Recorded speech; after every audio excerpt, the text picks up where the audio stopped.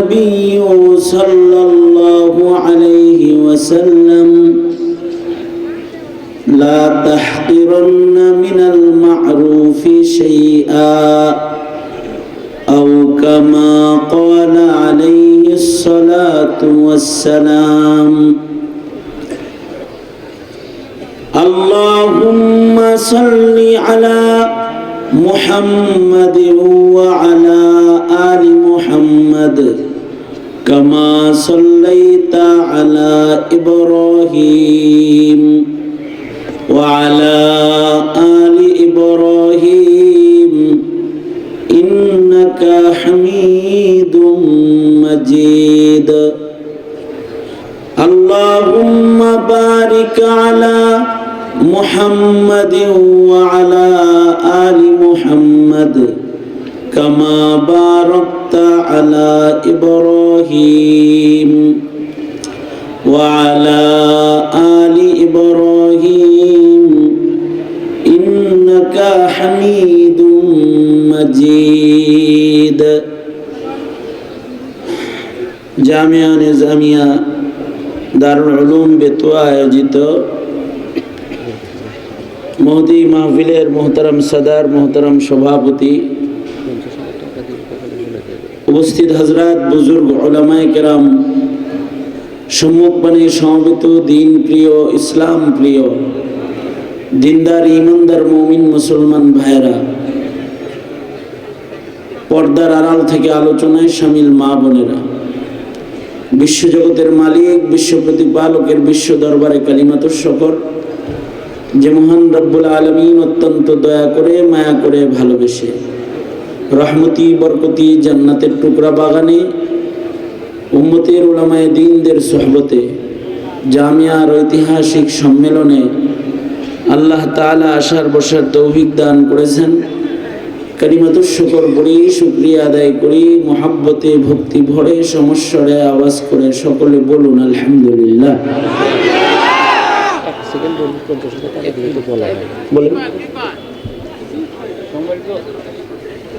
সম্মানিত ব্যক্তিবৃন্দ, আমি একটা কথা বলে গেছি, মাদ্রাসার জন্য আমরা আমাদের পক্ষ থেকে 50,000 টাকা আপাতত অনুদান দিচ্ছি আমরা।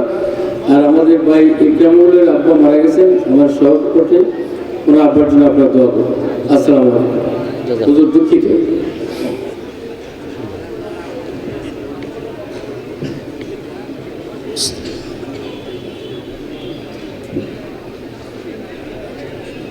درود شریف پڑھیں اللهم صل علی سیدنا مولانا محمد وعلى آلہ واصحابہ وبارک وسلم۔ মোহতারাম হাজরিন, আমি আপনাদের সামনে সূরা মায়েদা থেকে আয়াতে কারিমা এবং নবীজির হাদিস থেকে একটি হাদিসের খণ্ড টুকরা আপনাদের সামনে পেশ করেছি। এইগুলোকে সামনে করেই একটি সবক আপনাদের সামনে তাকরার করার ইরাদা। আল্লাহ তাআলা কিছু উপকারী কথা আপনাদের কানে পৌঁছাইবার তৌফিক দান করেন। আপনারা দোয়া করুন, বলুন আমিন। কোরআনে হাকিমে এমন কিছু আয়াতে কারিমা আছে যে আয়াতগুলোকে বরকতের জন্য বিশেষ সময়ে, বিশেষ মুহূর্তে ইহতিমামের সাথে তিলাওয়াত করা হয়। যেমন জুমার নামাজের খুতবার মধ্যে সূরা নাহল থেকে ইন্নাল্লাহা ইয়া'মুরু বিল আদল ওয়াল ইহসান এই আয়াতে কারিমা সকল মসজিদের মিম্বার থেকেই খুতবার মধ্যে তিলাওয়াত করা হয় বরকতের জন্য। ওমর ইবনে আব্দুল আজিজ রহমাতুল্লাহি আলাইহি নির্দেশ করেছিলেন, আয়াতটা জুমার নামাজের খুতবার মধ্যে পড়ো, কারণ এই আয়াত কানে গেলেও ইমানের নূর তরতাজা হয়, কুফর ঝরে যায়, হৃদয়ে ইমান বসে যায়। এ কারণে ইয়াউমুল জুমআতে জুমার নামাজের পূর্বের খুতবায় খতিব সাহেব এই আয়াত পড়েন। আমাদের দেশে যে সকল বিবাহ বন্ধন হয়, আকদ নিকাহ যেটা, এইটার একটা খুতবা যারা বিয়ে পড়ায় তারা একটা খুতবা প্রদান করেন। বিবাহের খুতবার মধ্যে ইহতিমামের সাথে হাজিরানে মজলিসের কানে কিছু আয়াতে কারিমা তিলাওয়াত করে পৌঁছানো হয়। নবী আলাইহিস সালাতু ওয়াস সালামও পড়েছেন, তিলাওয়াত করেছেন। আয়াতগুলোর তিলাওয়াতের বরকত আকদ নিকাহের মজলিসে তিলাওয়াতের বরকতে তাদের বৈবাহিক বন্ধনে তাকওয়া এবং মুহাব্বত বৃদ্ধির জন্য এটাকে নবী আলাইহিস সালাতু ওয়াস সালামের সুন্নত আমল হিসেবে আয়াতগুলো কানে দেওয়া, ইহতিমাম করে তাদের সামনে এগুলো পড়া হয়। ইয়া আইয়ুহাল্লাযীনা আমানুত্তাকুল্লাহ হাক্কা তুকাতি ওয়া লা তামুতুন্না ইল্লা ওয়া আনতুম মুসলিমুন পড়া হয়। ইয়া আইয়ুহান নাসুত্তাকু রাব্বাকুমুল্লাযী খালাকাকুম মিন নাফসিন ওয়াহিদা ইলা আখিরিল আয়া। আবার ওইটাও পড়া হয় ইয়া আইয়ুহাল্লাযীনা আমানুত্তাকুল্লাহ ওয়া কুলু কাওলান সাদীদা ইসলিহ লাকুম আ'মালাকুম ওয়া ইয়াগফির লাকুম যুনুবাকুম ইলা আখিরিল আয়া। মাশায়েখিন হযরত, মাশায়েখগণ ওনারা যখন সালেকিনদেরকে বায়াত করেন এবং সবক প্রদান করেন তখন ওনারা একটা খুতবা প্রদান করেন। ওই খুতবার মধ্যেও কিছু আয়াত ইহতিমামের সাথে পড়া হয়। কোরআনে কারীমের আয়াতগুলোর বরকত পাওয়ার জন্য সালেকদের কানে আয়াতগুলো পৌঁছে দেওয়া হয়। যে সকল আয়াত মাশায়েখরা তাদের বাইআতি খুতবার মধ্যে পড়েন তার ভেতরে একটা আয়াত হলো ইয়া আইয়ুহাল্লাযীনা আমানুত্তাকুল্লাহ ওয়া কুনু মা'আস সাদিকিন। আর আরেকটা আয়াত হলো সূরা মায়েদা থেকে, যেটা আমি পড়েছি 35 নম্বর, ইয়া আইয়ুহাল্লাযীনা আমানুত্তাকুল্লাহ ওয়াবতাগু ইলাইহিল ওয়াসিলা ওয়াজাহিদু ফি সাবিলিহি লাআল্লাকুম তুফলিহুন। বরকতের জন্য এই আয়াত মাশায়েখরা বাইআতের খুতবার মধ্যে তিলাওয়াত করে থাকেন। কোরআনে কারীমের মধ্যে 89 জায়গায় আল্লাহ পাক এই উম্মতে মুসলিমাকে ইয়া আইয়ুহাল্লাযীনা আমানু বলে ডেকেছেন। ডাকটা এই উম্মতের জন্য অনেক বড় প্রাপ্তি। ইয়া আইয়ুহাল্লাযীনা আমানু আহ্বানটা এটা এই উম্মতের জন্যই খাস। আমাদের পূর্বে যত নবীর উম্মত আগমন করেছে কাউকে আল্লাহ তাআলা হে আমার প্রিয় ইমানদার বান্দাবান্দিরা এমনটি করে ইমানদার বলে ডাকেন নাই। ইয়া আইয়ুহান নাস বলে ডেকেছেন, গোত্রের নামে সম্বোধন করেছেন, কিন্তু উম্মতে মুসলিমাকে আল্লাহ তাআলা হে আমার বন্ধুর উম্মত, পেয়ারা পেয়ারা ইমানদার বান্দাবান্দিরা, এই আহ্বানটা আল্লাহ পাক 89 জায়গায় কোরআনে কারীমে করেছেন। এই আহ্বানটা আমাদেরকে যে আল্লাহ ইমানদার বলে ডাকলেন, এই আহ্বানটাও অত্যন্ত গুরুত্বপূর্ণ আহ্বান। আমাদের জন্য এটা একটা সাআদাতমন্দি, এটা একটা সৌভাগ্য যে আল্লাহ তাআলা আমাদেরকে ইমানদার বলে ডেকেছেন। এই ডাকটা একটা নিসবতি ডাক। নিসবতি ডাকের মধ্যে মুহাব্বত বেশি বোঝা যায়। বন্ধুর উম্মতকে আল্লাহ পাক সকল নবীর উম্মতের চাইতে সর্বোচ্চ মুহাব্বত করেন। নিসবতের ডাকের মধ্যে ভালোবাসা বহির প্রকাশ বেশি হয়। উদাহরণস্বরূপ বাবা মা যদি সন্তানদের নাম ধরে ডাক দেয়, এই ইসমাইল, ইব্রাহিম, ইসহাক, ইয়াকুব নাম ধরে ডাক দিল, এই জুবায়ের, আব্দুল্লাহ, আব্দুর রহমান নাম ধরে ডাকার মধ্যে ওই মুহাব্বত নাই। নিসবতে ডাকার মধ্যে যে মুহাব্বতটা আছে, অর্থাৎ পিতা যদি তার সন্তানকে ডাক দেয়, আব্বু এদিকে আসো, এই আব্বু ডাকটা এটা নিসবতি ডাক, পিতা পুত্রের মাঝখানের সম্পর্কের ডাক।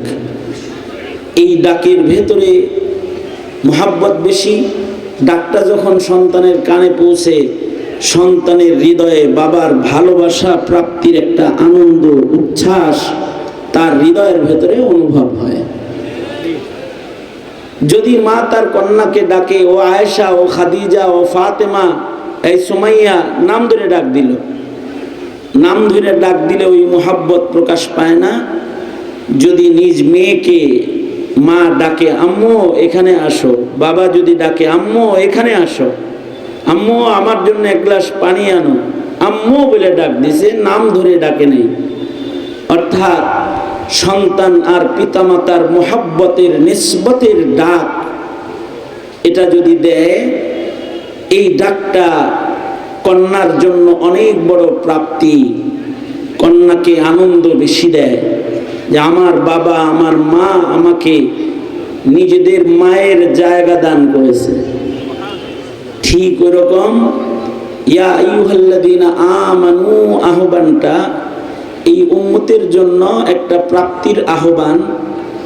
তার মানে আমাদের ঈমান, আমাদের কালিমা, আমাদের তাওহীদ, আমাদের ঈমানের বিশ্বাসকে যেন আমাদের রব, আমাদের মালিক কবুল করে নিছেন, এটা ঈমানদার বলে নিজের মুখে আমাদের ডাক দিয়ে আল্লাহ পাক, আল্লাহ এবং ঈমানদারদের মাঝখানের নিসবতটা প্রকাশ করে তার বন্ধুর উম্মতের প্রতি বিশেষ ভালোবাসা প্রকাশ করেছেন।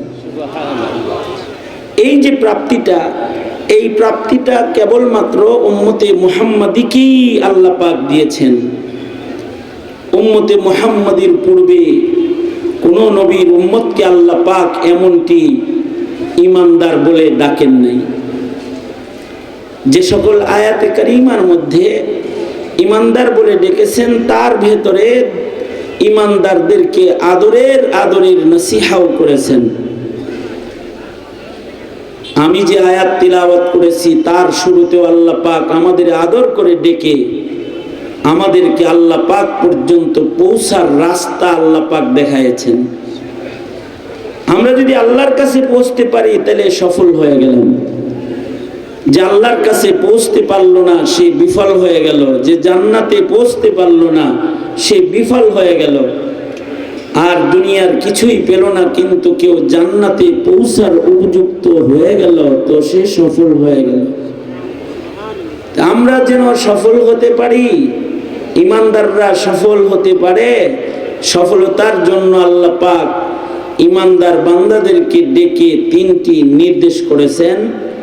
এক নাম্বার নির্দেশ হলো ইত্তাকুল্লাহ, ও আমার পেয়ারা পেয়ারা ঈমানদার বান্দা বান্দিরা, তোমরা ভয় করো আল্লাহকে, আল্লাহকে ভয় করো। ইত্তাকুল্লাহ কোরআনে কারীমের মধ্যে 30 জায়গায় ইত্তাকুল্লাহ ইত্তাকুল্লাহ শব্দ আছে। আল্লাহকে ডরো, আল্লাহকে ভয় করো, আল্লাহকে ভয় করো। আল্লাহকে ভয় করলে কেউ যদি খোদা ভীতির সিফাত আর গুণ অর্জন করে তাহলে আল্লাহ তাআলা মুত্তাকি বান্দাকে মৃত্যুর আগে মাগফিরাত দান করে এবং মুত্তাকিকে আল্লাহ তাআলা জান্নাত দান করে। কারণ জান্নাত মুত্তাকির জন্যই বানানো হয়েছে। জান্নাত উইদ্দাত লিল মুত্তাকিন, জান্নাত প্রস্তুত করা হয়েছে মুত্তাকি বান্দাদের জন্য। এ কারণে মুত্তাকি হইতে হবে। ঈমানদার যতক্ষণ পর্যন্ত মুত্তাকি না হবে ততক্ষণ পর্যন্ত এই ঈমানদার আল্লাহর জান্নাতে যাওয়ার উপযুক্ত না। ঈমানদার যখন মুত্তাকি হয় তখন সে জান্নাতে প্রবেশের উপযুক্ত হয় এবং সে আল্লাহর কাছ থেকে মাগফিরাত লাভের উপযুক্ত হয়, ক্ষমা পাওয়ার উপযুক্ত হয়। যখন বান্দা মুত্তাকি হয়, আল্লাহকে ভয়কারী হয়। আল্লাহরে যে ভয় করি এটা প্রকাশ করতে হবে। ওই মেরিজান মিয়া দুনো হাত উপরে তুলুন, সোজা করেন, নাড়াচাড়া দেন, জবান খুলে বলেন সুবহানাল্লাহ, আলহামদুলিল্লাহ, লা ইলাহা ইল্লাল্লাহ, আল্লাহু আকবার। হাত ভালো নারেন তো, ভালো তো, মুখ ভালো, বুবার মতো বয়ে থাকেন কে? জোরে কোন ভালো যে সুবহানাল্লাহ, আলহামদুলিল্লাহ, লা ইলাহা ইল্লাল্লাহ, আল্লাহু আকবার। হাত নামান। এই যেমন বদরের মতো এইদিকে তাকাইছিলেন, এরকম এইদিকে চেয়ে থাকেন। লাগাইছেন? বাঙালি তো ভালো করে কইলে বুঝে না। এক নাম্বার কাজ হলো ইত্তাকুল্লাহ, ভয় করব কাকে? জোরে বলেন। ভূমিকম্পকে ভয় পায়, কিন্তু ভূমিকম্প যিনি দেয় তাকে ভয় পায় না, এ বোকা। ভূমিকম্পরে ভয় পায় লাভ নেই, ভয় করতে হবে কাকে? যিনি ভূমিকম্প দেয় তাকে। সাপরে ভয় পায়, কিন্তু সাপকে বানাইছে কে? জোরে আওয়াজ করে বলেন। সাপের কামড়কে ভয় পায়, কিন্তু যে সাপ বানাইছে তারে ভয় পায় না। বাঘরে ভয় পায়, কিন্তু এই বাঘের যিনি বানালেন তাকে ভয় পায় না। পাগলা কুত্তার গেও গেওরেও ভয় পায়, কিন্তু আল্লাহকে ভয় পায় না। এই রকম নির্বোধকে আল্লাহ পাক আল্লাহর জান্নাত অত সহজে দান করবেন না। যদি জান্নাত পেতে হয় তাহলে ভয় করতে হবে কাকে? জোরে বলেন।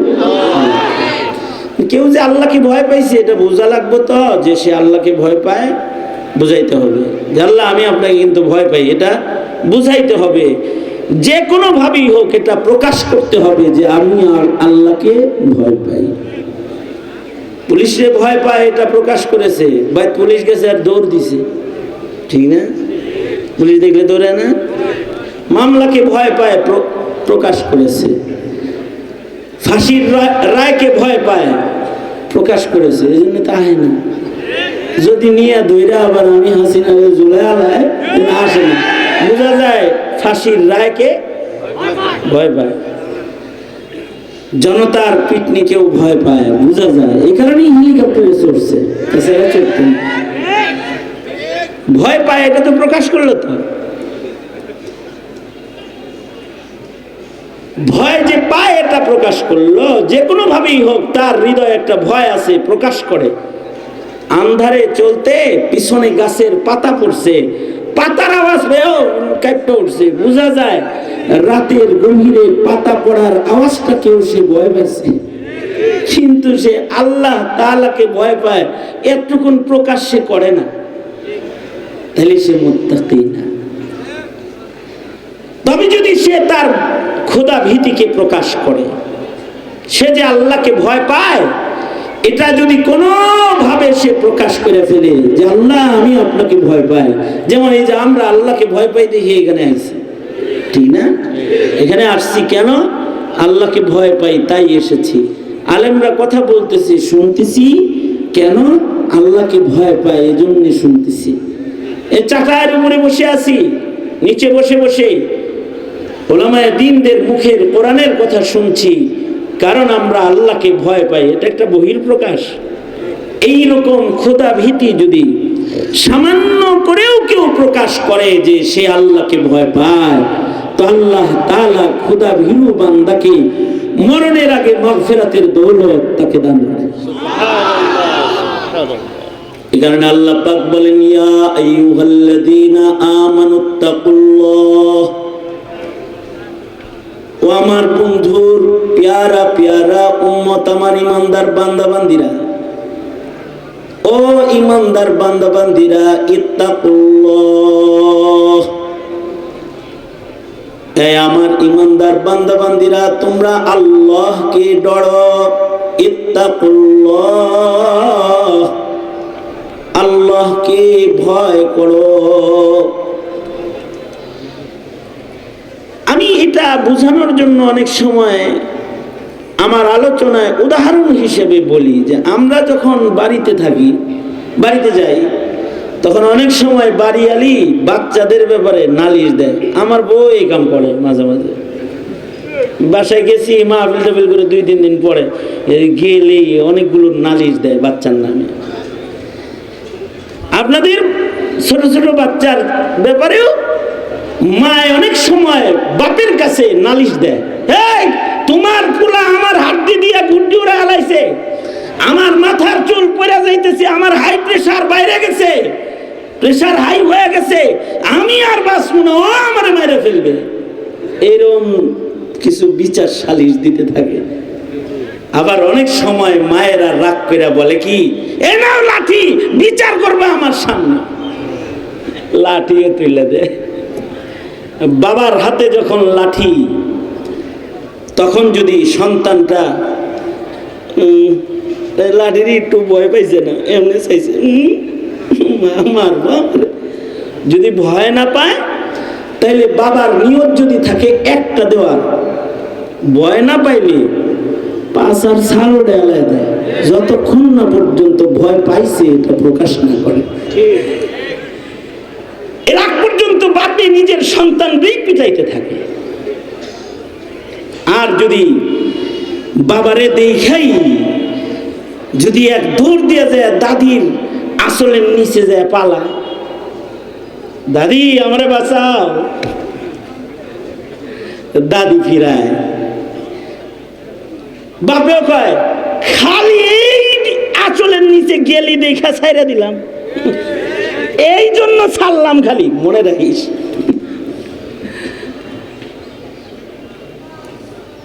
আল্লাহ পাকের কোন বান্দা যদি আল্লাহওয়ালাদের আঁচলের নিচে এসে পালানোর চেষ্টা করে, বুখারী শরীফে আছে 100 খুনের আসামি আল্লাহওয়ালার চাদরের নিচে যে একটু পালানোর জন্য ঘর থেকে বের হয়েছে, আল্লাহ পাক 100 খুনের গুনাহ মাফ করে দিয়েছে, 100 খুনের গুনাহ মাফ করছে।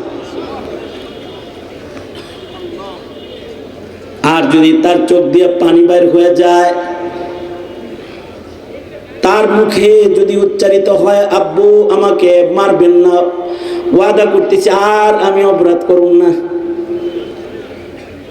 অথবা যদি পিতার হাতে লাঠি দেখে সন্তানের চেহারায় যদি ভীতির ছাপ পড়া যায়, বাবার হাতের লাঠি দেখে যদি সন্তান থরথর করে কাঁপতে থাকে, তো যে মা লাঠি উঠায় দিয়েছিল পিটানোর জন্য, সেই মা তার সন্তানের সামনে দেয়াল হয়ে দাঁড়ায় যায়। ওই মাই আবার বলতে থাকে তুই তো জল্লাদ ভাগ্য, তোর কি দয়া মায়া কিছু নাই, এত মোটা লাঠিটা এটা দিয়ে বাড়ি দিলে আমার ছেলে বাঁচবো, বলছি মারতে তাই মারবা তুমি,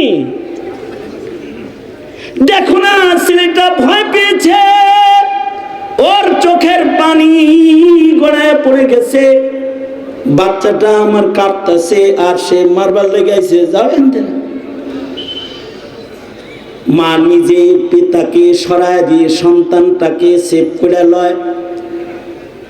বান্দার অপরাধের কারণে কখনো কখনো আযাব আল্লাহ পাক পাঠায় দেয়, কিন্তু বান্দা যদি তার মুখ দিয়া উচ্চারণ করে আস্তাগফিরুল্লাহ,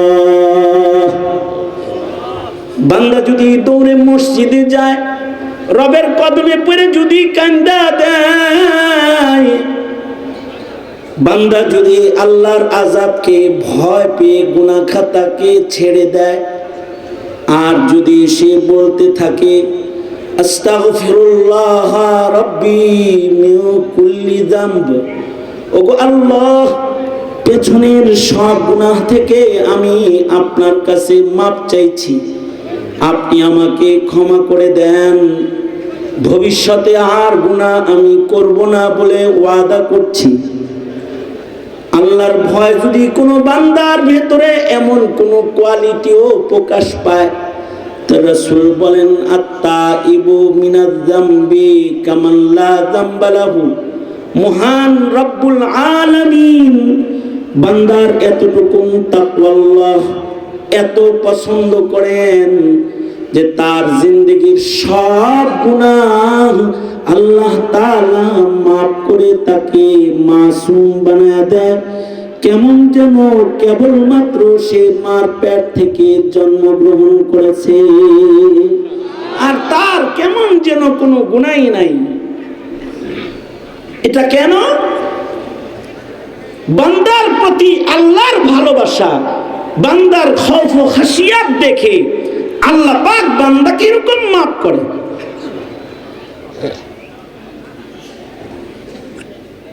একেবারে ন্যূনতম স্টাইলের খোদা ভীতি কারোর ভেতরে পাওয়া গেছে, বুখারী শরীফের ভেতরে আছে, ওয়াকিআতু বনি ইসরাইল বর্ণিত হয়েছে বুখারীতে। আলাদা বাব কায়েম করে ইমাম বুখারী হাদিস ঘটনাগুলোকে আনছেন। তার ভেতরে একটা হলো কাফন চোর, সারা জিন্দেগি কাফন চুরি করছে, অপরাধ করছে, কিন্তু মৃত্যুর আগে তার ভেতরে তাকওয়াল্লাহ আসছে, আল্লাহর ভয় আসছে। সে তার সন্তানদেরকে আল্লাহর ভয়ে ডেকে বলছে, ও আমার সন্তানেরা, আমি মরে গেলে আমাকে কাফনে পেঁচায় কবরে দিও না। আল্লাহর পক্ষ থেকে প্রশ্নের উত্তর দেওয়ার মতো শক্তি সামর্থ্য আমার নাই। ময়দানে মাশরে আল্লাহর আদালতে দাঁড়ানোর মতো চেহারাও আমার নাই। সারা জিন্দেগি আমি গুনাহ করেছি। এ আমার সন্তানেরা, আমি মরে গেলে বাপ হিসাবে তোমাদের কাছে ওসিয়ত করে যাচ্ছি, আমি মরে গেলে আমার লাশটা তোমরা আগুন দিয়ে পোড়ায়া দিবা। আমি যখন আগুনে পুড়ে ছাই হয়ে যাব, এই পোড়া ছাইগুলোকে দুই ভাগ করবা। এক ভাগ ছাই বাতাসে হাওয়ায় উড়ায় দিবা, আর এক ভাগ ছাই পানিতে ভাসায় দিবা। বাতাসের রন্ধ্রে রন্ধ্রে, পানির ভেতরে, পাতালে পাতালে আমি কণা কণা হয়ে ঘুরতে থাকবো, আমার যেন রবের কাছে দাঁড়াইতে না হয়। সন্তানরা তাই করলো। বাবা মৃত্যুর পরে বাবার লাশটাকে আগুন দিয়ে পোড়ায় দিছে, ছাই হয়ে গেছে। ছাইগুলোকে অর্ধেক ছাই বাতাসে ভাসায় দিছে, বাতাসে উড়ায় দিছে, অর্ধেক ছাই পানিতে ভাসায় দিয়েছে। বাতাস পানির মালিক আল্লাহ, কারণ বাতাস পানি কার হুকুমে চলে বলেন? আওয়াজ করে জোরে বলেন, বাতাস পানি কার হুকুমে চলে? বাতাস পানি আল্লাহর গোলাম। আল্লাহ পাক বাতাসকে পানিকে আদেশ করলেন, এই বাতাস, এই পানি, তোর ভেতরে আমার একটা বান্দা লুকাইছে, তারে বাইর কর। বাতাস বমি করে দিচ্ছে, বের করে ফেলেছে। পানি তাকে বমি করে দিচ্ছে, সে এক জায়গায় হয়ে গেছে। রব্বুল আলামিন এবার বান্দাকে বলে, এইভাবে পালাইছিলি কেন? হাকিমুল উম্মত থানবী রাহমাতুল্লাহি আলাইহি বলেন, এই বান্দাটা জাহিদুত তাকদীর নয়, সে জাহিলুত তাকদীর। বান্দাটা আসলে মূর্খ বান্দা, তাই তকদির হিসেবে খুব বেশি জানে তকদিরের মাসালা তাও না। তার লা ইলমির কারণে সে সন্তানদেরকে এ ওসিয়ত করছে। আল্লাহ পাক তো কাদের মুতলাক, যেখানেই পালাবে কাদের মুতলাক খোদা তাকে সেখান থেকেই বের করবে। এটা কি দুনিয়ার সরকার?